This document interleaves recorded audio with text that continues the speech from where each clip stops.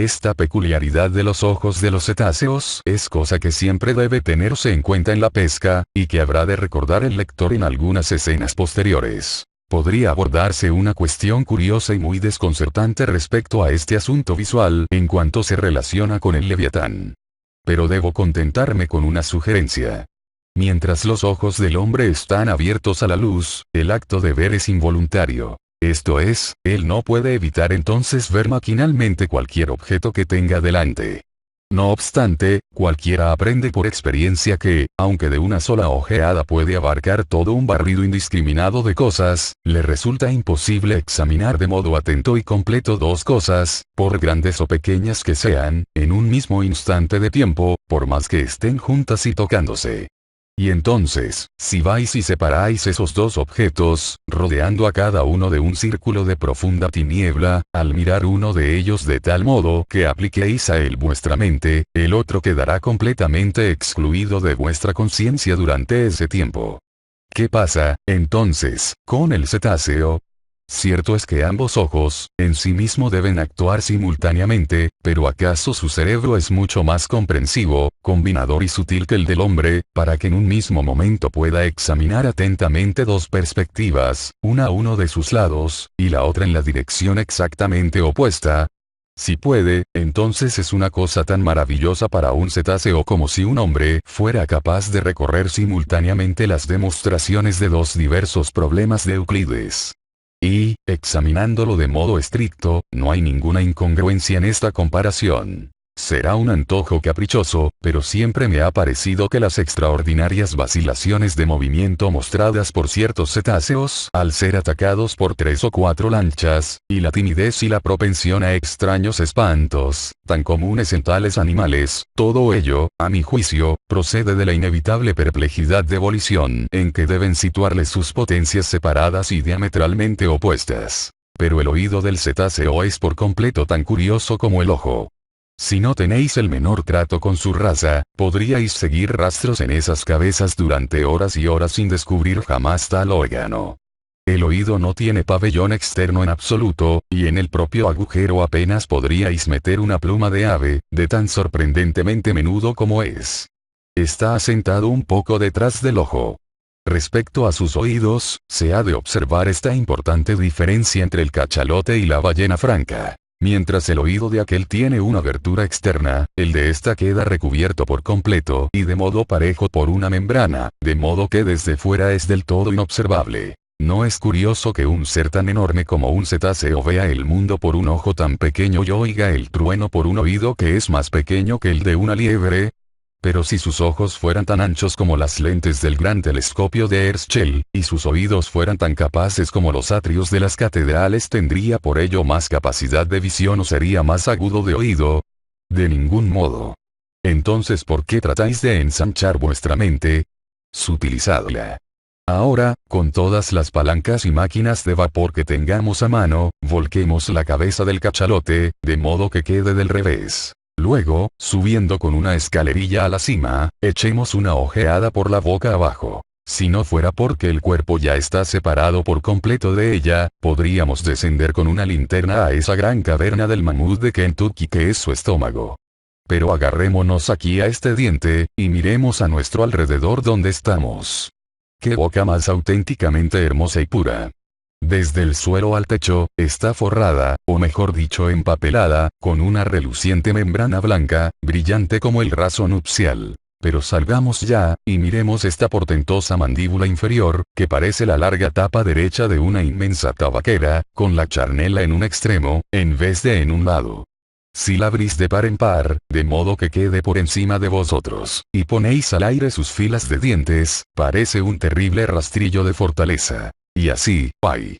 Resulta ser para muchos pobres diablos de la pesca, sobre los cuales caen estos espigones atravesándolos con su fuerza. Pero mucho más terrible es observar, a varias brazas de profundidad en el mar, algún arisco cachalote que se cierne allí suspenso, con su prodigiosa mandíbula, de unos 15 pies de largo, colgando derecha en ángulo recto con el cuerpo, semejante en todo al botalón de foque de un barco. Ese cachalote no está muerto. Solo está desanimado, quizá de mal humor, hipocondríaco, y tan decaído que los goznes de su mandíbula se le han aflojado, dejándole en esa lamentable situación, como un reproche para toda su tribu, que, sin duda, le maldice deseándole el tétanos. En la mayor parte de los casos, esa mandíbula inferior, sacada fácilmente de sus goznes por algún artista experto, se separa y se iza a cubierta con el fin de extraer sus dientes de marfil, haciendo provisión de esos duros huesos blancos con que los pescadores hacen toda clase de objetos curiosos, incluyendo bastones, mangos de paraguas y mangos de fusta. Izándola, larga y fatigosamente, la mandíbula es elevada a bordo, como si fuese un ancla, y, llegado el momento adecuado, unos pocos días después de los otros trabajos, Keekeg, Dago y Tastego, todos ellos excelentes dentistas, se ponen a arrancar dientes. Con una aguda asada de descuartizar, Keekeg hace trabajo de bisturí en las encías. Luego afianzan la mandíbula a unos cáncamos, y, enganchando un aparejo desde arriba, arrancan esos dientes igual que los bueyes de Michigan arrancan tocones de viejos robles en bosques silvestres. Suele haber 42 dientes en total. En los cachalotes viejos, muy desgastados, pero nada enfermos, ni empastados conforme a nuestra moda artificial. Después, se cierra la mandíbula en rebanadas, que se guardan en montones como viguetas para construir casas. 75. La cabeza de la ballena franca. Vista comparada. Cruzando la cubierta, vamos ahora a observar bien despacio la cabeza de la ballena franca. Así como, en su forma general, la noble cabeza del cachalote podría compararse a un carro de guerra romano, sobre todo en la frente, donde tiene tan ancha redondez. Del mismo modo, vista en conjunto, la cabeza de la ballena franca ostenta una semejanza bastante poco elegante con un gigantesco zapato de puntera en forma de galeota. Hace 200 años un antiguo viajero holandés comparó su forma a la de una horma de zapatero. Y en esa misma horma o zapato podría alojarse cómodamente la vieja del cuento infantil, con su progenie en enjambre, todos juntos. Pero al acercaros más a esta gran cabeza, empieza a asumir diferentes aspectos, conforme a vuestro punto de vista. Si os ponéis en la cima y miráis esos agujeros para los chorros, en forma de F, tomaríais toda la cabeza por un enorme contrabajo, y esas rendijas serían las aberturas en la caja de resonancia. Luego, en cambio, si fijáis la mirada en esa extraña incrustación, crestada como un peine, en lo alto de la masa de la ballena franca, en esa cosa verde, llena de lapas, que los de Groenlandia llaman la corona, y los pescadores de los mares del sur el gorro, al poner los ojos solamente en esto, tomaríais la cabeza por el tronco de algún enorme roble, con un nido de pájaros en la horquilla. En cualquier caso, si observáis los cangrejos vivos que anidan allí, en ese gorro, es casi seguro que se os ocurrirá semejante idea, a no ser, desde luego, que vuestra fantasía haya sido captada por el término técnico corona que también se le concede, en cuyo caso sentiréis gran interés al pensar cómo este poderoso monstruo es, efectivamente, un rey marino con diadema, con una corona verde montada para él de este modo maravilloso. Pero si este cetáceo es rey, es un sujeto de aspecto muy arisco para honrar una diadema. Mirad ese labio inferior colgante. ¡Qué enorme mal humor y enfurruñamiento hay ahí!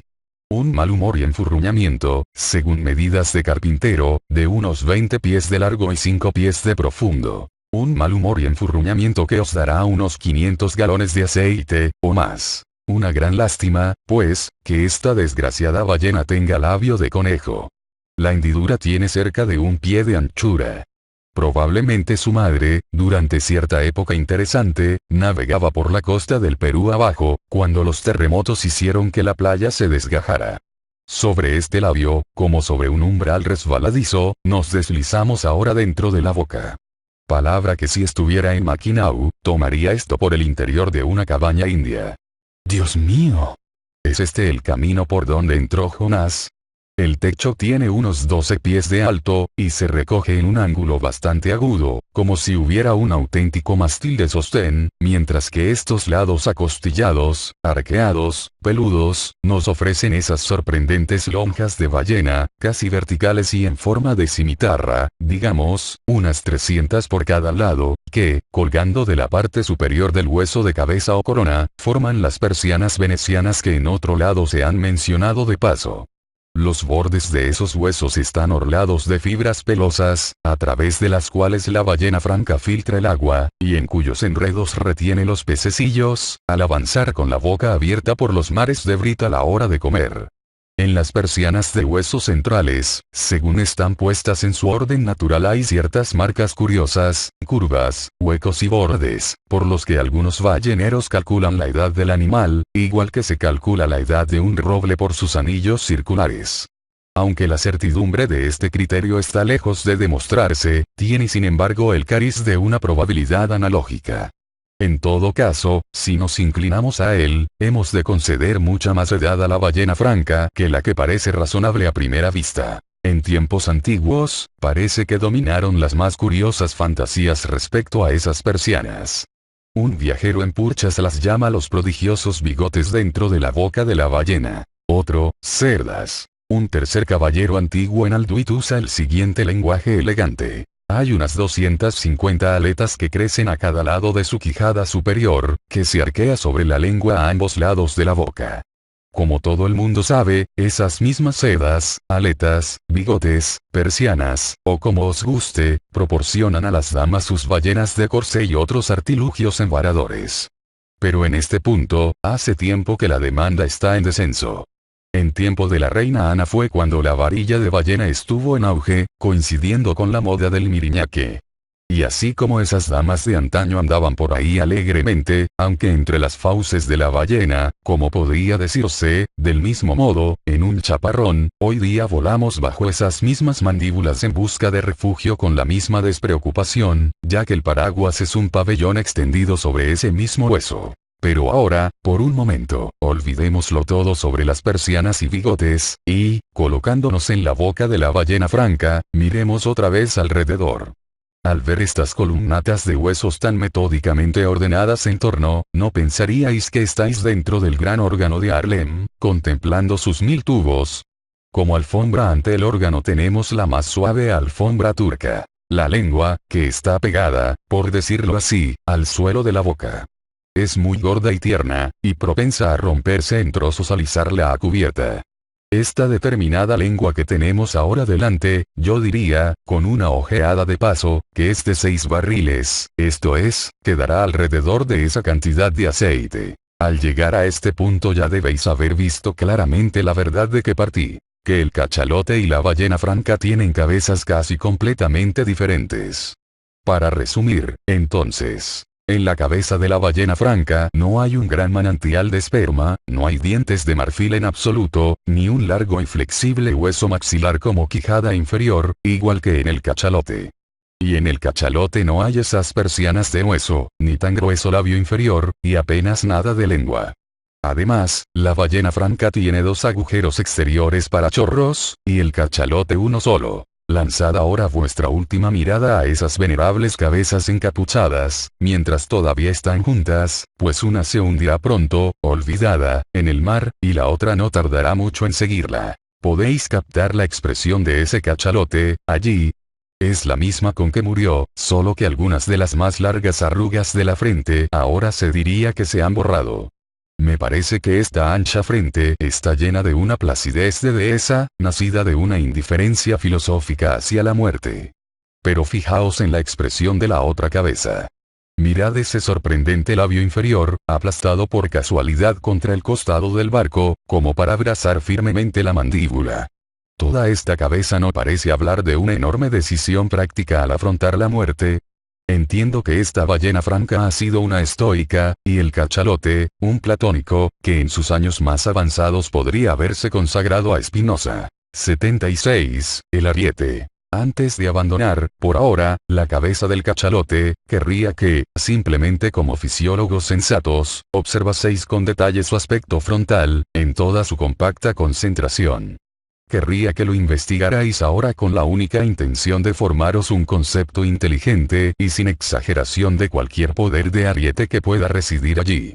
Este es un punto vital. Pues, o bien debéis arreglar satisfactoriamente este punto con vosotros mismos, o permanecer para siempre incrédulos ante uno de los acontecimientos más horribles, pero no menos verdaderos, que se pueda encontrar en cualquier punto de toda la historia anotada. Observáis que, en la ordinaria posición natatoria del cachalote, la frente de su cabeza presenta un plano casi totalmente vertical al agua. Observáis que la parte inferior de esa frente tiene considerable inclinación hacia atrás, como para dejar más entrante al alvéolo a la mandíbula inferior, parecida a un botalón. Observáis que la boca queda enteramente bajo la cabeza, de modo muy parecido, en efecto, a como si vuestra boca quedara enteramente bajo vuestra barbilla.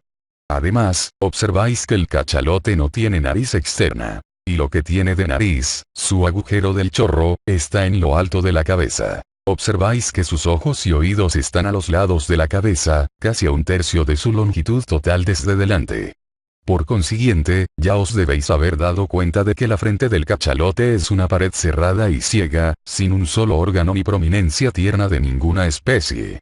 Además, habéis de considerar ahora que solo en la parte extrema, inferior, echada hacia atrás, de la delantera de la cabeza hay un leve vestigio de hueso, y hasta que no se entra a 20 pies desde la frente no se llega a la plena estructura craneana. Así, que toda esta enorme masa sin hueso es como una sola guata.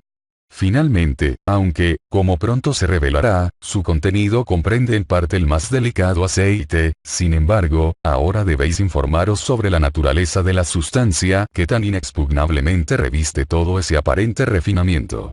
En algún lugar anterior os he descrito cómo la grasa envuelve el cuerpo de la ballena igual que la cáscara a la naranja. Lo mismo pasa con la cabeza, pero con esta diferencia. En torno a la cabeza, este forro, aunque no tan grueso, es de una dureza sin hueso que no puede imaginar quien no haya tenido que habérselas con él. El arpón de punta más aguda, la lanza más afilada arrojada por el más fuerte brazo humano, rebota impotente en él. Es como si la frente del cachalote estuviera pavimentada con cascos de caballo. No creo que en ella se esconda ninguna sensibilidad. Considerad también otra cosa. Cuando dos grandes barcos cargados, de los que van a la India, se agolpan por casualidad y se entrechocan uno contra otro en los muelles, ¿qué hacen los marineros? No cuelgan entre ellos, en el punto de inminente contacto, ninguna sustancia meramente dura, como hierro o madera. No. Cuelgan una gran bata redonda de estopa y corcho, envuelta en el más grueso y duro cuero.